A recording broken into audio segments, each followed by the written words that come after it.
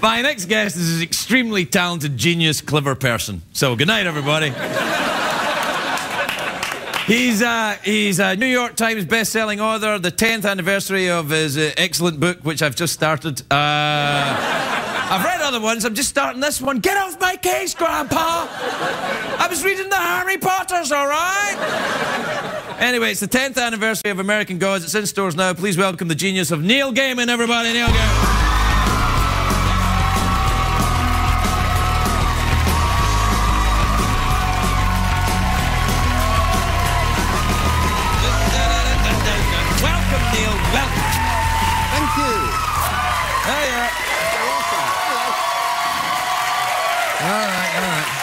That's enough. How are you? I'm really good. You seem very relaxed. I can tell by your shoulders. Yes. I wanted the Judy Jetson ones, but they didn't have them in makeup. That's Pilates, man. You've got to do the Pilates to get these. I feel that this is long overdue. I've been following you on the Tweety box, and and you like things that I like. We should probably be, friends or indeed lovers. Absolutely. It's really peculiar because I know all these people who know you, and we have never met. I know, it's a strange thing. It's almost like a romantic comedy starring Tom Hanks and Mel Brooks. Can I be Mel? Yeah, you be anything you like, man. I clearly am in a mess tonight for some reason. No, I think because you're on the Tweety, and I just read Anansi Boys, which you wrote after American Gods. It's not really a sequel, but it's another book with... I'd actually borrowed a character from a book I hadn't written yet. Right. Which was Mr. Nancy. Right. And put him in American Gods, and then got round to putting him in Anansi Boys, and then everyone went, it's a sequel, and I went, no, it's not. Oh, yeah, all right, it is. Well, see, now, when you're writing stuff, like, for example, you write a book, it's called American Gods, it becomes a classic, and everyone loves it, and you're very clever, and, and all that. But what happens is that the book goes out there, and people form their opinions on what things are in that world which you have created. Does that mean then that it no longer belongs to you? Do you feel it's off in the ether and it's no longer part of you? It's definitely no longer yours. Right. But that's just something I got very, very used to over the years. When I was writing comics, yes, you'd look around and suddenly you'd get people dressed like characters I'd written in comics, and then you'd meet people... You don't need to be passive-aggressive, man. I only did it a couple of times. You were beautiful. No, thanks very much. This is a Sandman thing. I just thought it looked good on me, that's all. But now, it's interesting because you have a following of people not dissimilar to maybe very completely, well, a different type of writer, but... Where are we going with this, Well, Craig? I was going to say that Stephen King has this same kind of fanatical group of people that love everything he does, and you have that too. I do, but I feel much safer with my fans than Steve does. I remember years ago... You might want to rethink that, actually. Except for him. Yeah. The Stephen King years ago telling me stories about how he, come home and found some strange lady living in his attic. Oh, that happened to me. And I'm so far my attic. I go and check sometimes, but nobody in there. Well, I've read some of your stuff, and the stuff that's in your attic is probably too frightening for people to go around with. Do you... you wrote the Doctor Who's I did. Well, yeah. Which is another weird thing we haven't done. You actually... Knock it off. You actually have a character from my Doctor Who episode on your desk. What, the glittery ball? No. Because I got to bring the TARDIS to life. Yeah, no, listen, I got to tell you... You haven't seen that I haven't seen that yet. I can't spoil it for you. No, well, here's what I do.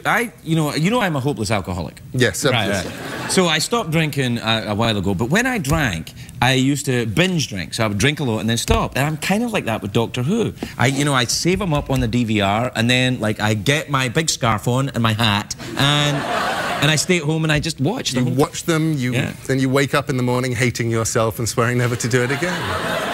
It's like you know me, man.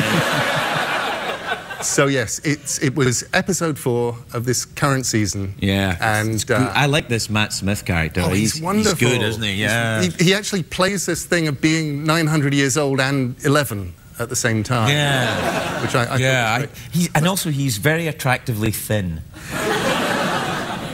Also has a very odd chin. I haven't Very noticed. peculiar chin. Yeah, you've got a writer's eye, I see. Yes. Yeah. I put it into my episode. his chin, yes. Did you? Is there mentions of his chin? There is one chin joke, yes. Really? But only one. That's a spoiler alert. Yeah. So careful. But it was a feeling of such peculiar power getting to write Doctor Who. Did you watch it as a kid? Yeah, I'm absolutely stereotypical. You know, started watching at age 4, discovered Doctor Who because the kids at my nursery school. Do you remember those bottles of free school milk we used to get as kids? Yes, they used to give free school milk in Britain to kids before Margaret Thatcher stopped. Took it away. Yeah, and made us all work up the chimneys. Exactly. Right. So we'd get these little bottles of milk, and what you used to do is you drink them with a straw till you got down to about that much, and you'd blow into them so you get bubbles coming up. Yeah. Or we did that. I don't know, you may not. Well, we huffed paint, but it's very similar. Yeah. So, but I remember the first time I ever saw all the other kids, instead of doing the blowing thing, they'd drink their milk and then they'd bend the straw over at the top and they'd start moving them around on the table going, I will kill you, I am a Dalek. And I thought, I don't know what this is, but I have to... Yeah, I have to be part of this, yeah. And, you know, 3 weeks later, I'm watching it from behind the sofa because there was that shared children's knowledge that they couldn't see you. If you were behind the sofa. You know, we knew that the television was a window. Yeah. And monsters could look out of it, but if you were behind the sofa, they'd just think, there's nobody there, it's just a sofa. Right, exactly. We have come across miles of the universe. Oh, where'd they go? It's just sofas. So I wrote... So I love Doctor Who. I worried about it. The first, you know, American Gods, I loved mythology when I was a kid. Right. But the first mythology that I ever loved was the Doctor Who mythology. Yeah. I'd get the annuals at Christmas. I had the Dalek World. It's with these sad little stories about Daleks and... Cybermen. No, it was always Daleks for me. I mean, Cybermen... What's a coming to go? Man, what's a coming to go? Yeah. They were kind of, you know, I mean, okay, there's that bit in Tomb of the Cybermen where they're coming to life, and that's really scary. But nothing could beat a Dalek. No, Daleks are the most frightening. We have to take a break so that Americans can go, what the hell were they talking about? They're just talking about it. You're an American now, aren't you? No, I kept my citizenship. I have this fear that the Queen would find out. The Queen would come and get you? And no, not if you hide behind the sofa. See, what happens is, the Queen's like... Fine, if you ever need to hide from Her Majesty, nip behind some furniture, she's confused. What if she brings Charles with her? He's like, I can hear them. We have to take a break. We'll be right back with Neil Gaiman. We'll be right back.